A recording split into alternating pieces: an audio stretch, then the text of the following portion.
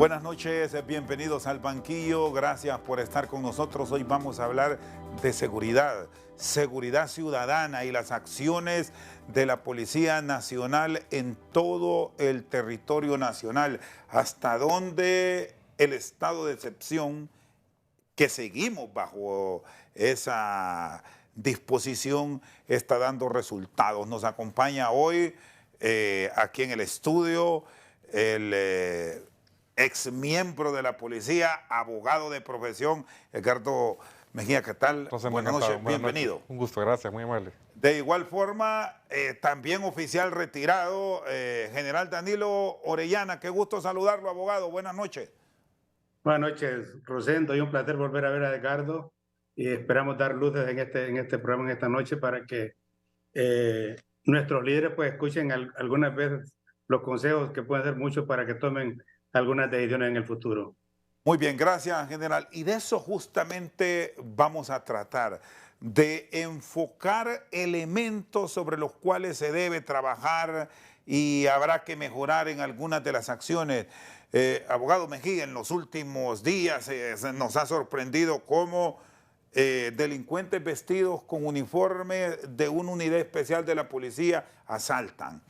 Cómo malhechores llegan a una farmacia y le quitan la vida a un guardia de seguridad. Y si seguimos esas líneas de acción en la seguridad como civiles, ante la ausencia de un ente de orden y seguridad, han tenido que actuar y tomar acción por su propia mano. ¿Qué enfoque se debe dar para que la ciudadanía le tenga confianza a la policía? Buenas noches. Rosendo, de nuevo, buenas noches. Los pilares de la seguridad ciudadana, según los estudiosos más prestigiosos del ramo, del rubro, están basados en dos grandes aristas. En primera instancia, la lealtad que las fuerzas policiales en el ámbito preventivo e investigativo deben desarrollar y reflejar hacia su ciudadanía. Y el segundo pilar es, por supuesto, la confianza que la ciudadanía, viendo reflejada esa lealtad, derrama sobre sus fuerzas policiales en el ámbito preventivo e investigativo.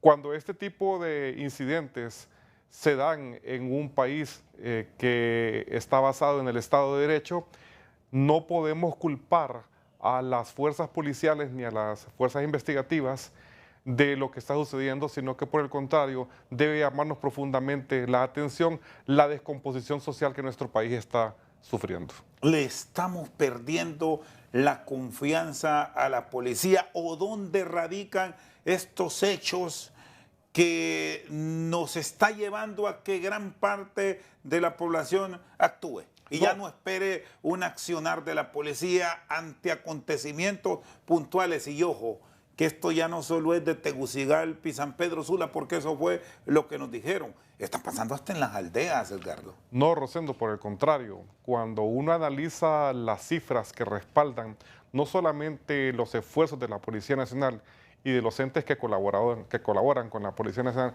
sino que los resultados, las cifras son frías y precisas. Lo que está sucediendo aquí es un franco desafío precisamente al accionar de la policía, en donde ves que personas están alejándose cada día más de términos como la resiliencia y por supuesto como la reciprocidad social. Don Danilo Orellana, gracias por estar con nosotros. ¿Cuál es el análisis que usted tiene? Y sobre todo si hacemos un vínculo a hechos que en más de alguna ocasión le escuchamos a las autoridades, que muchos de estos acontecimientos son ordenados por líderes que incluso han estado o están bajo prisión. Buenas noches. Buenas noches, Rosendo y Edgardo y el público en general. Miren, aquí lo que ha habido en estos últimos hechos es que hay un hartazgo de la población. La gente está harta de tanta impunidad, de tanta cosa que ocurre y que nuestros líderes no toman con sapiencia lo que haya que hacer. Pues la ciudadanía no se puede tomar por sus propias manos su justicia. Entonces indica que la institucionalidad está fallando, Rosendo y Edgardo. La institucionalidad está fallando en algunos de los temas de que no aplican la justicia o no aplican la ley. Yo fui policía, así como Edgardo también, y veo que la policía tiene algunas falencias. Creo que ellos tienen que volver a retomar o crear unas nuevas normas o unas nuevas materias dentro de la institucionalidad, porque el crimen se va modernizando como las cosas cibernéticas y cosas por el estilo. Por tal razón, habrá que hacer algunos cambios sumamente profundos dentro de la legislación, y habrá que preparar mejor a los elementos nuestros, no solo en la escala básica, sino que también tiene que prepararse en la escala de oficialidad. Habrá que darle unas nuevas normas por los cambios constantes que están en el país. Y yo creo que lo que ocurre también en el país es que hay malos ejemplos, que como que esto se ha ido acumulando, Rosendo. Nosotros hemos tenido, y con esto no quiero tocar cosa política, no, que hay que ver las cosas en su conjunto. Qué es lo que daña? Yo, de verdad que cuando alguien le dice las verdades, la gente se enoja, y las verdades resultan porque hay que decirlas para que la gente haga un cambio. Nosotros tuvimos en un tiempo un presidente que fue a morir a Estados Unidos por cosas corruptas, que había corrupción aquí. De pronto tenemos otro presidente que hasta la esposa le mata a un hijo y hay un montón de líos y todo el mundo está viendo, y llega un hartazgo de esto porque la justicia no se aplica en nuestro país. De pronto la parte política tiene mucho que ver en esto. Miramos los conflictos que están en la Corte Suprema también, donde se supone que es el ente que va a dictar justicia y de ahí derrama otras cosas, situación, y no digamos el pueblo, pues que de pronto no entiende alguna de estas cosas, y por eso creo que tiene la mayoría de la culpa son no todos los políticos, Rosendo, no, que algunos políticos que no saben aplicar las normas y tienen que ver lo que es la política criminal de un Estado, que Carlos lo entiende muy bien, las 4 fases que hay que hacerlo: lo de la familia primero, la prevención, investigación, acusarlo, condenarlo, y al final la rehabilitación en los centros penales, pues.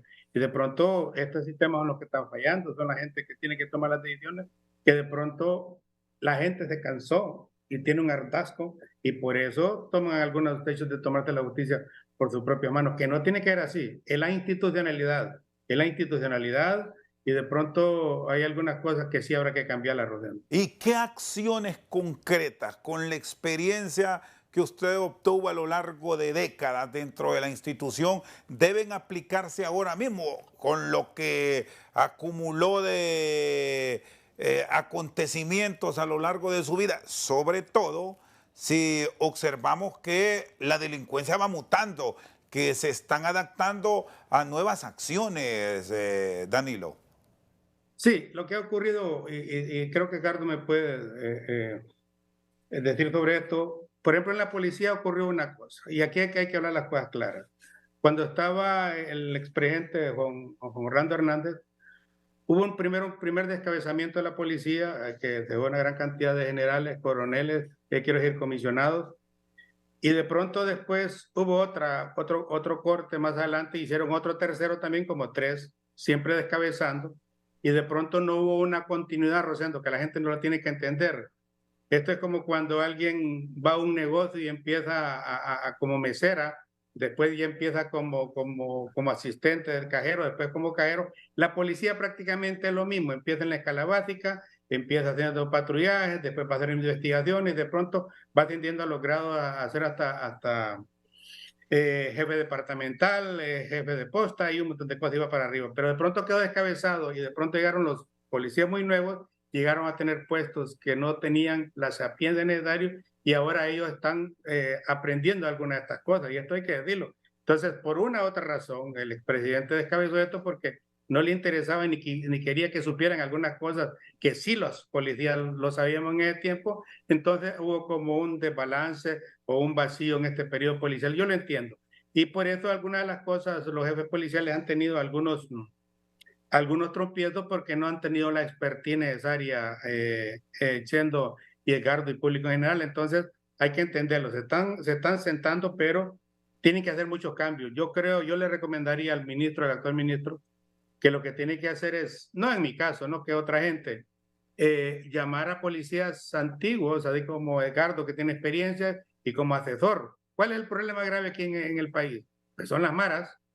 Pues hay mucho oficial que se separó, que tiene una expertise demasiado grande sobre maras, y habría que ponerle como grupo de asesores para que le digan al ministro qué es lo que hay que hacer, porque él no lo sabe todo. De pronto le ha faltado rodearse de alguna gente que le puede brindar todo el apoyo necesario, porque al final la seguridad es de todos los hondureños, y si no hay una seguridad fuerte, no hay un desarrollo continuo. Si la seguridad cae, el desarrollo del Estado también continuo, pero nadie invierte, porque las MIPINES fracasan porque no hay seguridad, lo de los vehículos, creo que los de transporte, tienen problemas. Yo creo que esa es una de las cosas sumamente graves que hay que hacer. La otra cosa es social, la parte social. Hay mucha gente que va para Estados Unidos, deja a los niños aquí, de pronto son reclutados por las maras, y este es un problema sumamente grave porque es repetitivo, Rosendo. Edgardo, ¿cómo encontrar un ente de orden y seguridad con las capacidades?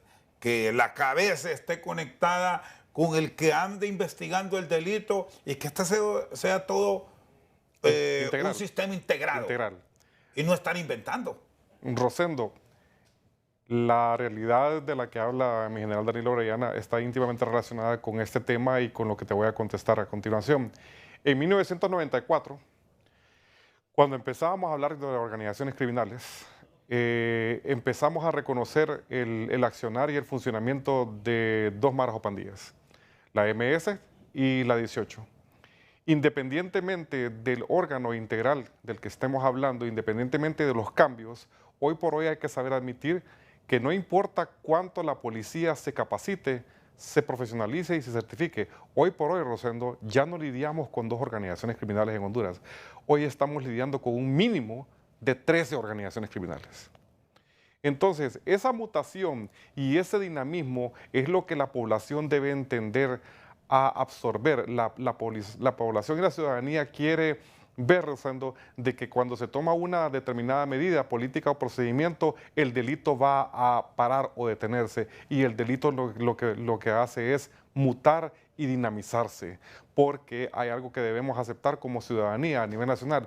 Las organizaciones criminales, Rosendo, no van a abandonar su modus operandi y su modus vivendi, porque eso es lo que les ha dado de comer y los ha enriquecido durante los últimos 30 años. Pero el Estado como tal no se debe doblegar por más organizaciones que hayan. La lógica que nos da la realidad es que el Estado tiene los diversos aparatos de investigación y coercitivos para aminorar estos hechos delictivos, que en algunos casos, aun y cuando los números muestran en algún accionar delictivo que se ha bajado, pero en otro la ciudadanía ya no soporta. Definitivamente hay un esquema muy interesante entre el marco comparativo de lo que es el accionar policial. La Policía Nacional de Honduras realiza diariamente, Rosendo, un promedio de 1.810 operaciones a lo largo y ancho de la República de Honduras. Por día. Por día. Pero, como tú bien dices, la percepción es diferente porque hemos acostumbrado al hondureño a desanimarlo y a desalentarlo diciéndole no les hacen nada. En 24 horas están libres. Por un tema que es muy válido tomar y tocar en este foro, junto a mi general Orellana, y es que los medios de comunicación, Rosendo, los analistas, gestores y asesores de seguridad en toda la República de Honduras y a nivel regional tienen métricas y parámetros de los esfuerzos y resultados de la Policía Nacional nada más.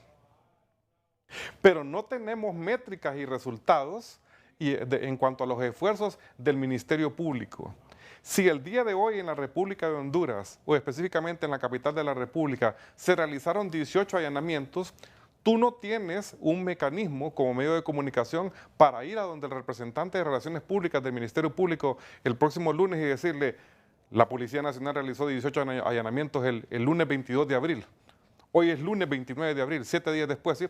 ¿Cuántos expedientes generó estos allanamientos? Me está trasladando de que no hay seguimiento. Un seguimiento. Así es. Que no existe una cohesión en el proceso de investigación. Integral. Que faltan acciones que nos liguen al hecho de la policía, lo que pasa con la Fiscalía y lo que decide en este caso el Poder Judicial. El Poder Judicial. Nosotros no tenemos métricas para decir, bueno, reitero, hoy 22 de abril hubo tantos.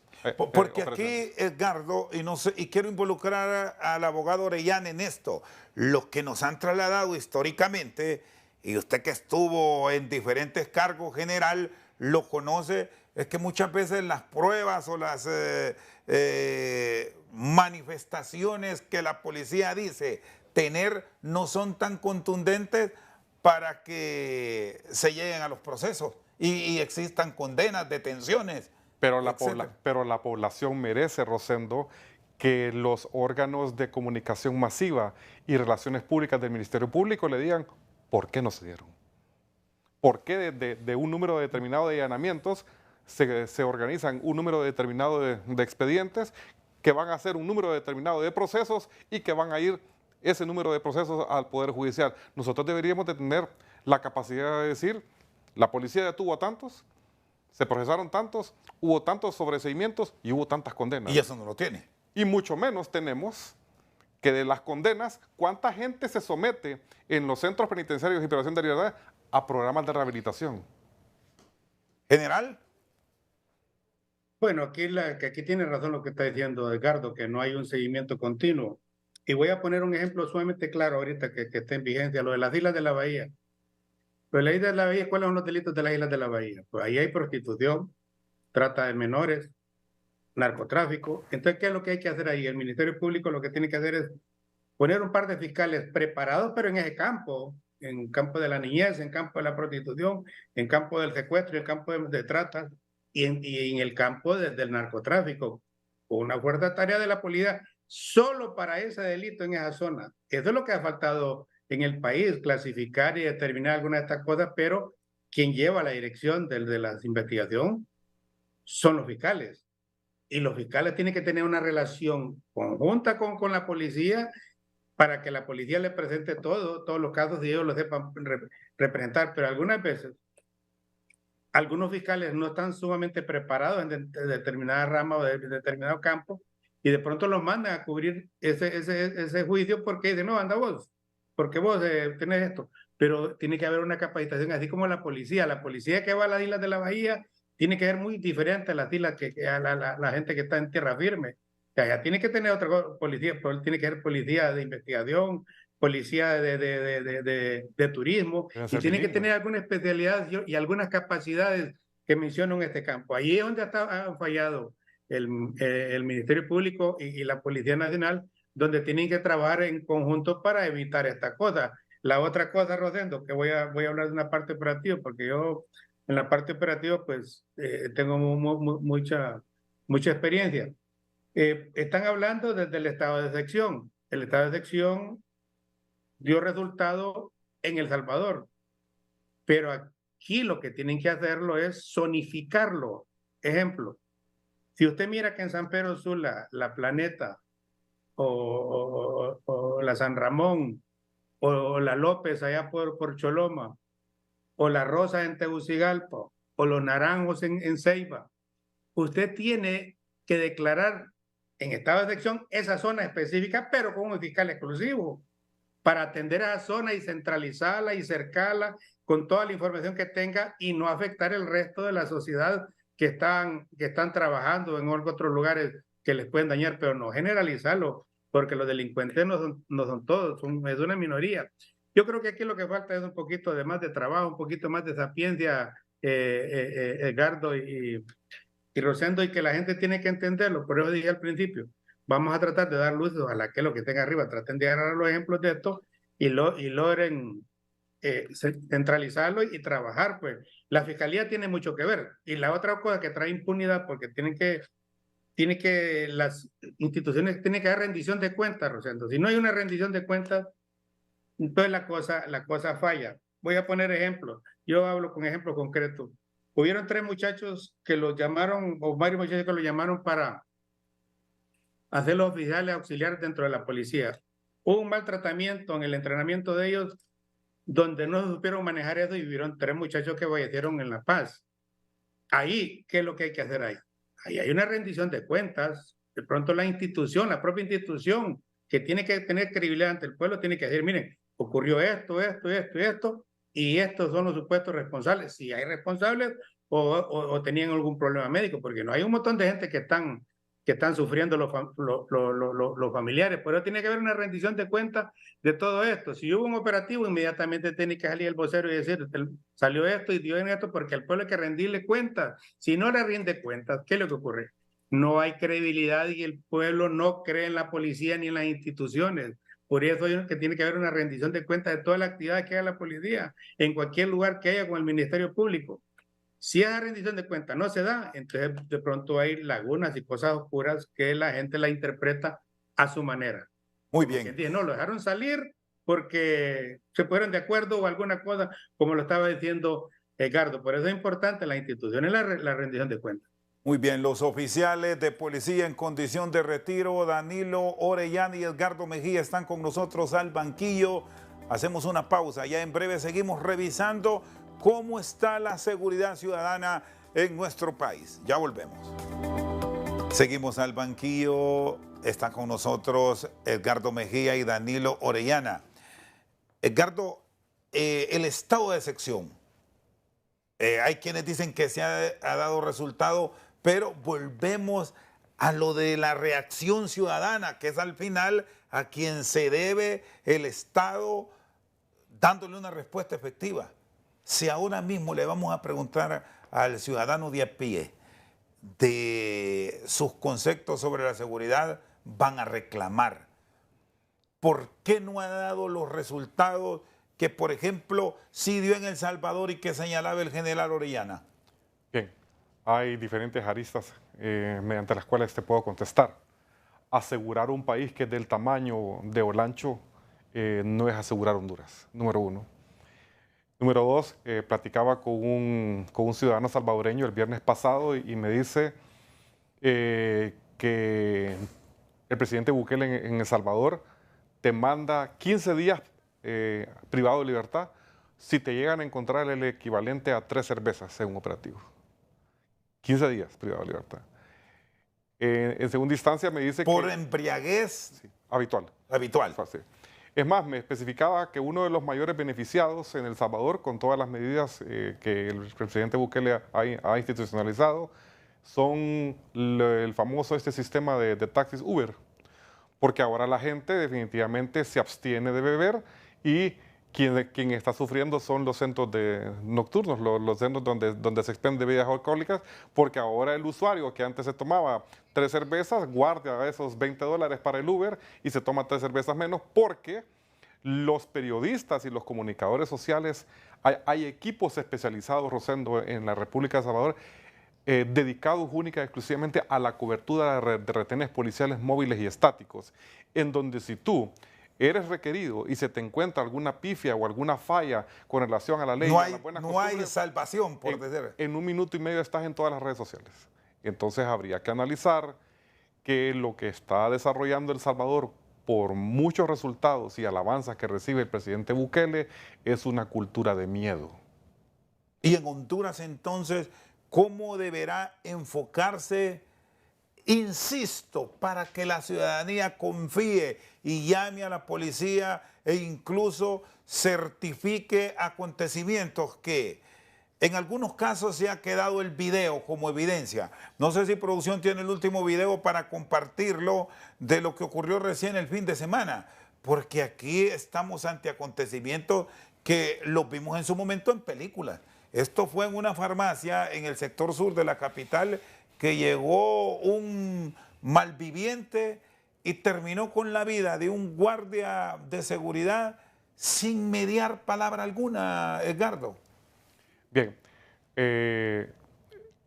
cuando uno analiza este tipo de descomposición social, tiene que defender o tiene que presentar números y cifras frías, Rosendo. Desde que se institucionalizó esta iniciativa de los estados de excepción el 6 de diciembre del 2022 hasta la fecha, la Policía Nacional ha efectuado 27.000 allanamientos. 27.000 allanamientos, Rosendo. 10.300 órdenes de captura. Ha decomisado más de 8.300 armas. Ha decomisado más de 4.000 vehículos. y ha decomisado más de 25,000 motocicletas. Pero este tipo de incidentes no tienen nada que ver con el proceder operacional y administrativo de la policía. Esto tiene que ver con la descomposición social de la cual la policía no está involucrada. Tú puedes tener 100,000 policías, puedes generar cualquier cantidad de operativos, puedes tener entes investigativos y preventivos que cumplen con su labor, pero si tienes una descomposición social como la que estamos viendo en los videos, eso es un capítulo que tiene que ser analizado y percibido desde el punto de vista de la descomposición social y de la mejora social que debemos desarrollar como hondureños a nivel de la ciudadanía. Y sí que nos llama poderosamente la atención estos números y las cifras al verlas en términos de los números que reporta la policía, debería estar bien posicionada ante la sociedad, pero el reflejo es este otro. Entonces aquí vamos. Y los entes complementarios, ya hablamos de lo que puede hacer el Ministerio Público, del mismo Poder Judicial, pero hay otras instituciones que como tal y el mismo núcleo familiar se debe involucrar. Exactamente. Te cito el ejemplo de lo que acaba de suceder hace menos de una semana. ¿Qué vinculación puede tener la República de Honduras con el tema de todo este estado de excepción, con el que una madre, Rosendo, agarre a un menor de edad y veje su dignidad corporal y trate de introducir droga a un centro de privación de libertad cuando es su hijo, Rosendo? Esos son los reflejos de la descomposición social que nosotros estamos sufriendo. Hoy por hoy, esa mujer tiene que estar viendo este programa que es visto por más de 5 millones de hondureños y se está riendo porque esa mujer está libre. Pero ¿qué grado de responsabilidad hay? General Orellana, usted estuvo en centros penales, en no proceder a una detención, y quiero un análisis mucho más profundo suyo, porque aquí siempre hablamos de las normativas. Habrá que pensar en algunos cambios puntuales para que estos números que nos da Edgardo Mejía tengan un resultado mucho más efectivo ante la sociedad hondureña. Claro, habría que hacer cambio muy profundo, Rosendo, pero hay que entender todo el concepto de lo que es la política criminal de un Estado. Lo que hablaba Edgardo primero, que es la parte primaria de una sociedad, es la familia. Y si ese primer obstáculo falla y no da los elementos necesarios, o esa señora que trató de introducir droga en el interior de un niño a un centro penal, indica que tiene tergiversados los valores, pues los valores los anda por la porra grande, como decimos nosotros. Y de pronto esto es la educación. La educación en nuestro país está muy baja y se han perdido muchos valores, los principios familiares y eclesiásticos de las iglesias también, que tienen mucho que ver en esto. Se han perdido muchos valores y muchas cosas que podemos hacer en beneficio de la sociedad, pero la institucionalidad es la que hay que fortalecerla. En la parte final, que es lo de los centros penales, que yo lo conozco muy bien, ahí es la resocialización de la gente que tiene que regresar a la sociedad después de pagar la pena debidamente, pero tiene que entrar a la sociedad ya sano, como quien dice, pero si trae con más mañas que otra persona, indica que la parte penitenciaria no ha hecho una buena labor. Yo creo que la institucionalidad es la que hay que fortalecerla, Rosendo y Edgardo, porque esto está causando muchas cosas. Si usted mira que un político cometió un delito y no es sancionado, de pronto el que está abajo se da cuenta y dice, bueno, ¿y ese por qué lo hizo? Y a nosotros sí y a ellos no. Cuando usted mira que hay gente que la señalan de los Estados Unidos y siguen en los puestos.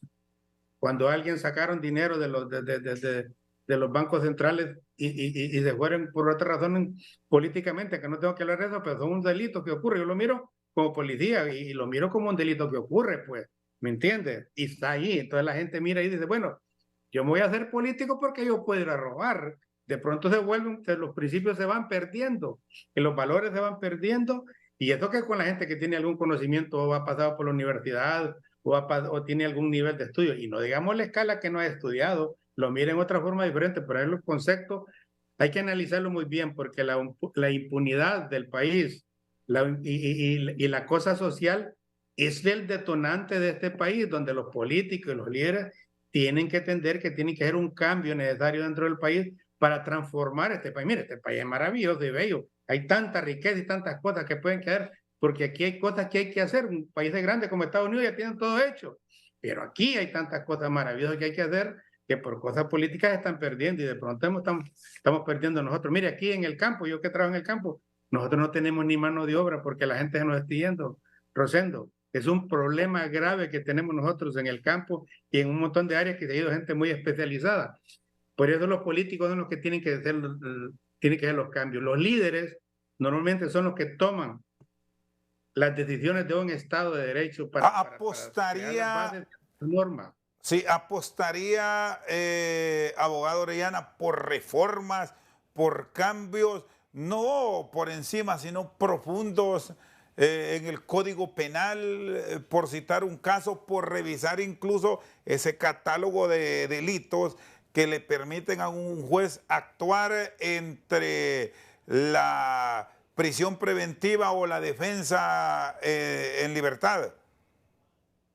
Sí, hay que hacer muchos cambios, principalmente con los menores, Rosendo, con los menores, el tratamiento de los menores, porque ahí es un nido que se fermente y de ahí sale la criminalidad. Entonces, de pronto hay que hacer algunos cambios legislativos, pero tiene que haber una interés, no seguir en las cosas que por llegar al poder están destruyendo toda una sociedad y destruyendo el futuro de este país. Yo creo que los políticos tienen que buscarse, no para irse a enriquecer, Rosendo, no, que la cosa es ver qué es lo que está pasando. Cuando ya usted ya mira de que matan a una gente o porque lo detuvo, porque la policía no llegó, entonces, ¿qué es lo que le dice esto? Y refleja que la sociedad está mal, de que la institucionalidad no está funcionando.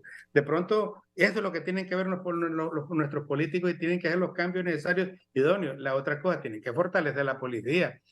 Tienen que ver, hay un parámetro de ahí de las Naciones Unidas, creo que andan por 250 o 300 habitantes por un policía. Tenemos 9,5 millones, habría que darle, tendría que andar más o menos como unos, no sé, 30,000 policías. Creo que ahora tienen como 18, 19, tienen un déficit de 11,000 policías.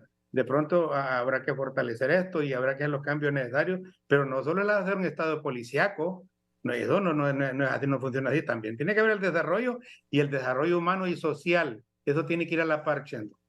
Este punto, Edgardo, que señalaba Danilo, el tratamiento y revisión del comportamiento de los menores. Ahí es un punto fundamental porque son una fuerza en este país y muchas veces se les utiliza por bandas criminales para el actuar delictivo por cuanto no hay una sanción puntual para ellos. De nuevo, Rosendo, un poquito de conciencia ciudadana y atacar el problema en su raíz. En el año 2001, el general Manuel Álvaro Flores Ponce me da la orden verbal y directa en la posta del Durazno y me dice, vaya, tómese Renaciendo. Y le hablo por teléfono, le digo a mi general, sí, Renaciendo es un centro para menores protegido por la Comisión Internacional de los Derechos del Niño. Le reitero, me dice, agarre los policías que tenga disponible y váyase para Renaciendo.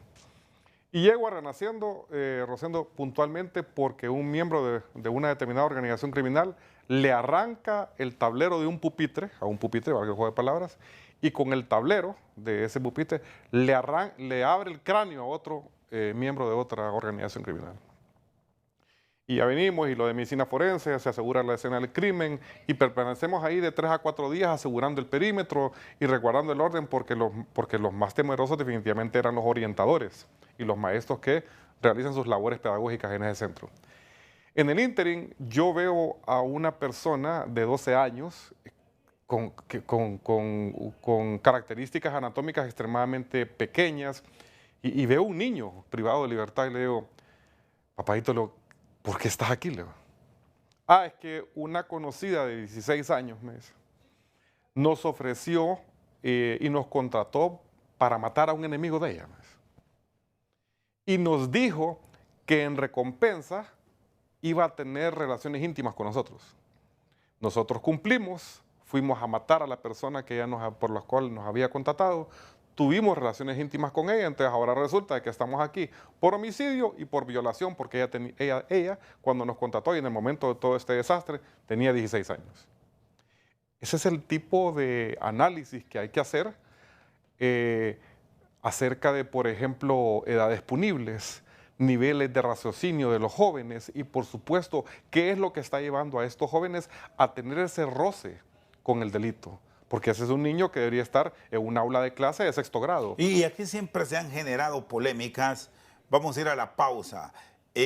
Cuando se presentan este tipo de hechos, con este recuerdo, Danilo, que nos hacía Edgardo, ¿es tiempo para pensar en revisar la edad punible? Siempre se pone en discusión cuando ocurren acontecimientos de alto impacto, pero al final, ¿cómo plantear una reforma íntegra de que se trabaje, como decía usted, con asesores, con personas que conocen y llevarlo a donde los políticos, pero que no lo vean con aquel cálculo de lo que nos va a ocurrir, visto el escenario de hoy, en marzo del próximo año? Porque hay internas y primarias, y lo que visualizamos para noviembre del 2025. Después de la pausa tenemos a nuestros invitados para analizar estos temas. Ya volvemos. Seguimos al banquillo. Nuestros invitados de hoy, oficiales en condición de retiro de la policía, ambos profesionales del derecho, Edgardo Mejía y Danilo Orellana. Esto de las reformas, de plantearlas, pero vista la generalidad, no por poquitos, general como ha sido la costumbre histórica a nivel de país. ¿Es tiempo también de pensar en eso, Danilo? Sí, y hay que hacer cambios y apoyar equipos, instituciones como la de Fumero, y un montón de instituciones que ayudan a menores y un montón de gente que hay que ayudarlos, pero también tiene que ver otra cosa que tiene que ver el Ministerio de Educación, Chendo. Yo creo que aquí en este país, si usted va a un barrio, a una colonia o a un pueblo, se va a dar cuenta que hay grupos de muchachos que los mira a ustedes sin trabajar y no estudian. Entonces, cuando la ociosidad es mala consejera para la gente, y lo único que puede estar usted pensando en hacer picardía o delincuencia. Entonces, la propuesta es que sea obligatorio que si alguien no está trabajando, tiene que estar estudiando, pero para esto hay que darle un seguimiento, pero tiene que ser obligatorio, aunque está en la Constitución, que ahí medio lo menciona, pero habrá que reglamentarlo y decirlo que es obligatorio, que el que no está trabajando tiene que estar estudiando si es un menor de edad, y tiene que haber sanciones para los padres si no mandan a los hipotes a estudiar, porque esto es lo que está causando esto, porque los pueblos tenemos que educarlos, aunque sea un poco a la fuerza, como decimos, pero la gente tenemos que educarla, Rosendo. ¿Es momento oportuno, Edgardo, para cambios profundos o hacer revisiones internas, como señalaba Danilo, y estar en sitios determinados con la aplicación de la normativa actual? Hacía el caso del estado de sección. ¿Por qué no aplicarlo sectorizado? Porque eso se puede cuando se tiene la voluntad. Sí se puede, Rosendo, tomando en cuenta de que el delito no va a detenerse ni a pararse. Las organizaciones criminales están acostumbradas a un modo vivendi y a un modo operandi que los enriquece hace 30 años. Lo que va a suceder es que estas organizaciones criminales van a dinamizarse, a mutar y a cambiar de sectores geográficos. Si no mira las tendencias alcistas de uno de los sectores que ha sido tradicionalmente un referente de la paz y la tranquilidad, el Departamento del Paraíso. Ahora tiene una derrama migratoria de casi 1000 personas diarias entre venezolanos, haitianos, cubanos, y eso produce que las organizaciones criminales busquen aprovecharse de estas personas que en muchas ocasiones son ignorantes de sus derechos y de la legislación penal vigente en Honduras. Sumado a esto, ya que se señala el Departamento del Paraíso, el hecho de tener una cárcel de máxima seguridad, que de pronto no se tomaron todas las previsiones del caso para salvaguardar a ciudadanía honrada que vive en esa zona. Sí, porque definitivamente tú no puedes privar o puedes limitar al pariente de un privado de libertad a que se mude a vivir a Moroselí. ¿Bajo qué estamento podrías limitárselo en este momento? ¿En qué se falló en esto, Danilo, ¿qué le refiere a usted como una persona que estuvo en los centros penales y que nos han dicho las mismas autoridades que en ciertos momentos el accionar delictivo externo viene con órdenes de esas cárceles? Sí, había un periodo de que había un periodo de que sí, desde dentro mandaban las órdenes, no sé en este periodo todavía, a ver cómo tienen el movimiento, por eso había que hacer módulos de alta seguridad, que es el único que está construido. Todo el mundo habla de alta seguridad, pero solo hay un módulo en el país que yo conozco, porque no sé si han hecho otro, que nosotros lo construimos con la Embajada Americana ahí en Tamar, que era para introducir a los líderes de los que cometían hechos dentro de los centros penales o trataban de hacer alguna relación. Indica que o puedo yo decirle a la gente que tienen que hacer módulos de alta seguridad en cada centro penal, ¿no? Y los módulos de alta seguridad tienen que tener un reglamento propio, interno, porque los niveles de seguridad, lo que lo da es, claro, la infraestructura tiene que ver mucho, pero lo que lo da es el reglamento, que el reglamento puede decirle, miren, si alguien forma parte de una mara, una pandilla, no tiene derecho a visita conyugal, no tiene derecho a visitas semanales, tiene derecho a una visita, digamos, 2 visitas al año, si ha llenado estos requisitos. Por decirlo, lo estoy poniendo un ejemplo. Si alguien forma parte, no a todo el mundo porque todo el mundo tiene derecho a la visita conyugal, que todo el mundo tiene derecho a que vayan a visitar a los familiares, no todo el mundo tiene derecho. Por eso se estaba haciendo algunos locutorios ahí, que no sé si los terminaron, porque el conocimiento de la materia penitenciaria no es fácil, es compleja, y de pronto tiene que haber gente muy preparada que para evitar que desde ahí ordenen o sigan cometiendo hechos delincuenciales en el país, Rosendo. Pero es muy complejo, eso es muy complejo y hay que preparar a la gente. Por eso había una escuela penitenciaria que yo la fortalecí mucho, no sé si estará funcionando todavía, y había unos convenios con el gobierno de Colombia porque los estadounidenses metieron más de 3.000 millones de dólares solo en seguridad en Colombia, y que ellos fortalecieron el sistema penitenciario. El sistema penitenciario es el alma de un Estado. Si el sistema penitenciario está malo, el alma de un país está mal, Rosendo. Lo digo como policía. Sí, y el rol del ejército, Danilo, siendo un ente que puede complementar ciertas actividades donde la policía no puede ir más allá. Y un típico caso lo vemos en el hecho del combate a la narcoactividad, que este es otro elemento en el cual la policía se ha involucrado, y a pesar de los esfuerzos que se han hecho, aquí seguimos siendo tránsito, consumo, y ya nos va a explicar Edgardo el otro elemento, que aquí dejamos ya de sembrar maíz, frijoles y café, que era lo normal, por estar sembrando hoja de coca.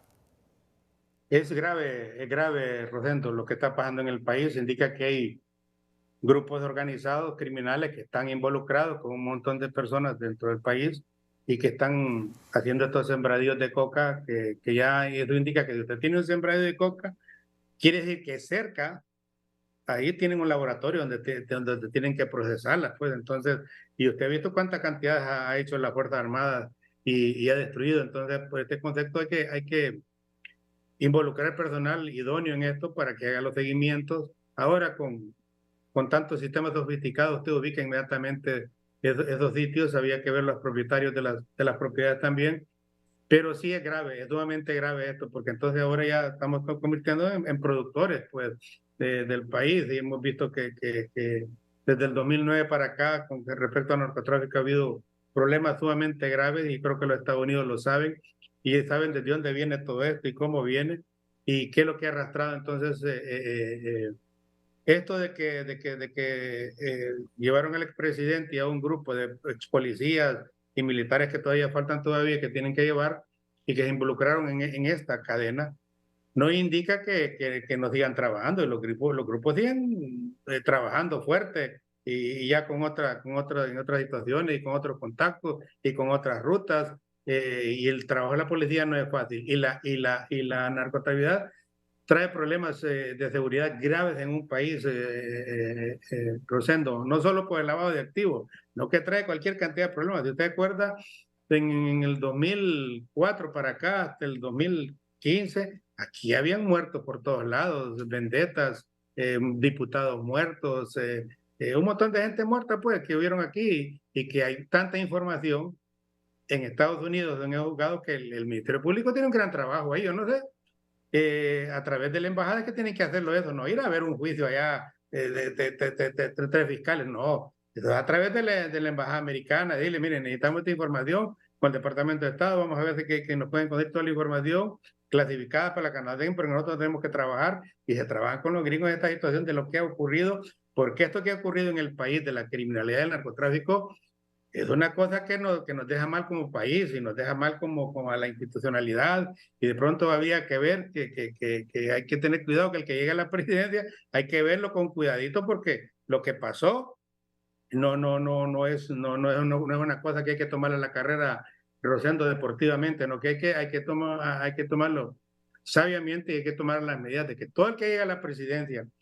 o el que aspira a llegar a la presidencia no tenga ningún vicio o alguna cosa de esta que más adelante se mire involucrado. Por tal razón, los que elijan a las personas que ponen ahí como líderes de los partidos tienen que tener muy en cuenta en esto y la parte de que de su vida anterior como ciudadano, si el comportamiento fue idóneo o no fue idóneo, porque usted no puede dar malos ejemplos, no puede dar malos ejemplos y no podemos ir con esto rodeando si queremos tener un país tan maravilloso como es Honduras, tan rico como es Honduras, pero si lo ponemos en manos de gente que se puede involucrar en el narcotráfico, lo único que va a haber una destrucción y no vamos a tener una sociedad o una juventud que pueda sobrevivir bien en este país, Rosendo.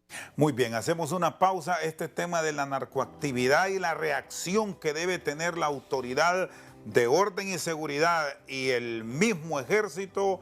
Después de la pausa me lo responde aquí el oficial Edgardo Mejía. Ya volvemos. Seguimos al banquillo.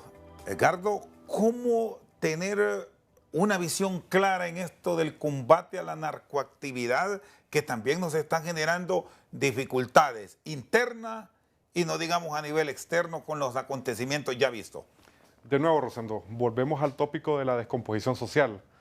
Lo mencionábamos en pausas anteriores en el programa. El año pasado los productores de café se declaran en indefensión porque necesitan 500,000 de corteros de café. Y aunado a esto, el famoso estigma de que en Honduras no hay trabajo. Curiosamente, Rosendo, el café se siembra, se cosecha y se corta en las montañas de Honduras. Y casi en todo el país, con raras excepciones. Exactamente. Y nos hacen falta 500,000 de corteros de café.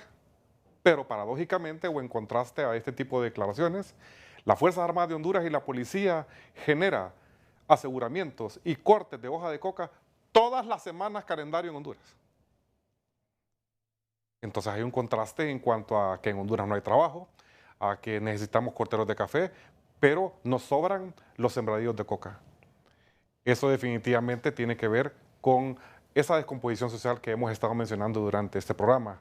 Y eso definitivamente tiene que ver con esa legislación que hay que revisar, porque mientras nosotros sigamos tableando, Rosendo, y poniendo en escalas el mal que produce la droga en Honduras, vamos a seguir igual. Mientras nosotros digamos de 5 gramos para abajo este tipo es un enfermo y de 5 gramos para arriba este es un narcotraficante, vamos a seguir igual, porque el daño lo sufren nuestros niños en las escuelas. ¿Y por qué esta cohesión que sí la manifiesta el ejército y la policía en el tema del narcotráfico a gran escala? Hoy se habla de un decomiso de cerca de 3.000 kilos. ¿No se manifiesta en otras acciones que el caminante diario sí la registra? Y un caso puntual lo ponemos, Edgardo, en la extorsión.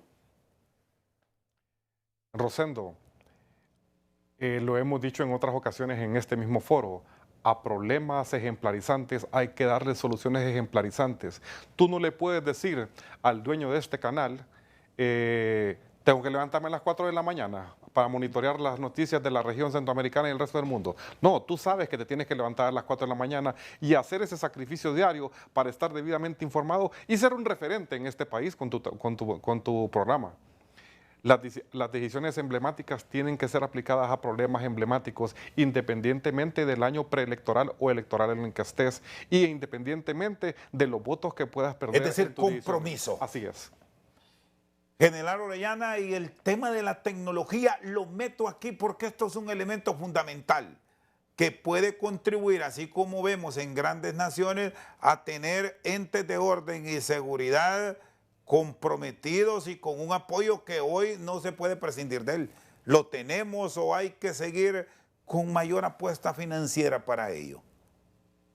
No, la tecnología, las instituciones tienen que ir acoplando. Mira el ejemplo de El Salvador con Google, que acaban de poner están implementando hasta el gobierno una plataforma para ver cómo trabajan ellos mejor. Es un ejemplo que hay que ver la tecnología, hay que introducirla al país, hay que preparar policías en tecnología, mandarlos a prepararse a Estados Unidos, a lugares que nos den el ejemplo y que podamos lograr el equipamiento necesario para sacar esto adelante. Hay formas ahora cómo se puede ver los mapas y toda la digitalización de los sembradíos, pero se ocupa tecnología, cámaras. Voy a discrepar con esto que voy a decir ahorita. Yo digo las cosas sumamente claras y hay veces que por eso alguna gente se molesta cuando yo digo. El 911, repito, el 911 es una institución que no tiene que politizarse ni meterse gente de ningún partido político ahí. Ahí, en el 911, tiene que haber un comisionado de policía que sea el que tome, porque es un centro de operaciones. En el 911 en San Pedro Sula, en Ceiba, en Santa Rosa, tienen que haber comisionados bajo un solo orden, y de ahí tienen que ser la orden que vaya un bombero, que vaya la situación conforme que sea, pero es una parte que hay situaciones que no la pueden politizar, siendo la policía es una cosa de orden público, de seguridad pública, y ahí no tienen que haber achichincles políticos, ya sea liberales o nacionalistas, o el que llegue al gobierno cambian el resto. Ahí lo que tiene que haber es un oficial de policía. Y ahí está Edgardo que me diga, yo fui al 611 a Madrid y había un oficial, un comisionado que manejaba todo lo que es la ciudad de Madrid, fui a otros lugares de España y lo mismo. Y aquí lo que ponen es el que pegó más o carteles, el que van a poner o el que grita más. Entonces, esa parte nos está afectando. En un tiempo se manejó también que hasta mareros habían metido ahí. Un tiempo yo ya estaba fuera de la policía, escuché que mencionaron por ahí. Entonces, son los puntos claves. Y otra cosa que tienen que hacer, ahorita estamos en campaña política. Yo miro que están arrancando por aquí los de Libre, el Partido Liberal, el Partido Nacional, todo el mundo anda ahí. Ojo, los que vayan a votar tienen que fijarse ¿cuáles son las promesas de campaña que le va a hacer el político? Yo no he visto a alguien que hable de seguridad, o alguien que va a dar de educación, o alguien que va a terminar la siembra de coca. Y este es un momento oportuno para que el ciudadano se dé cuenta qué es lo que le va a ofrecer el político y qué es lo que le va a cumplir, si va a fortalecer la policía, si va a fortalecer las Fuerzas Armadas, si va a fortalecer lo que es la educación, si va a transformar los sistemas para menores, si va a fortalecer los sistemas sociales del país, si va a incrementar el trabajo.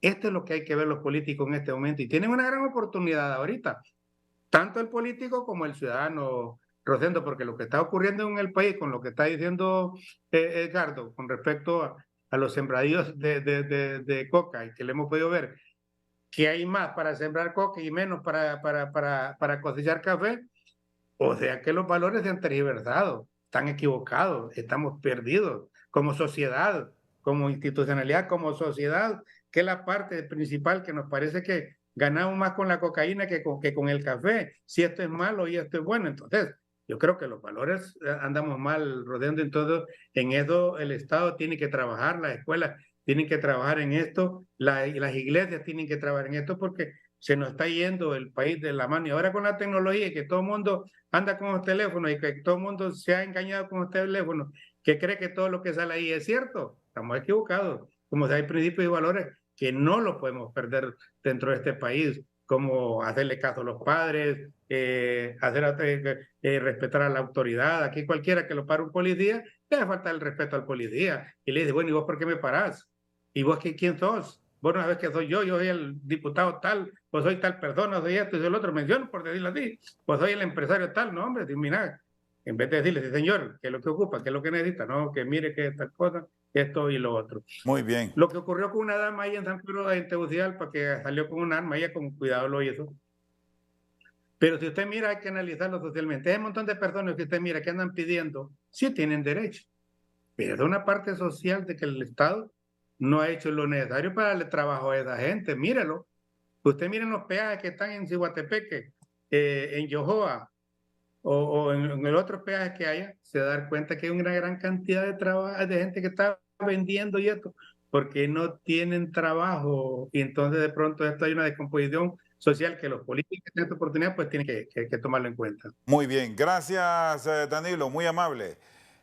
A la orden, Rosendo. El general Danilo Orellana y el oficial de policía, ambos en condición de retiro, Edgardo Mejía, nos han acompañado esta noche al banquillo. Por su sintonía, muchas gracias.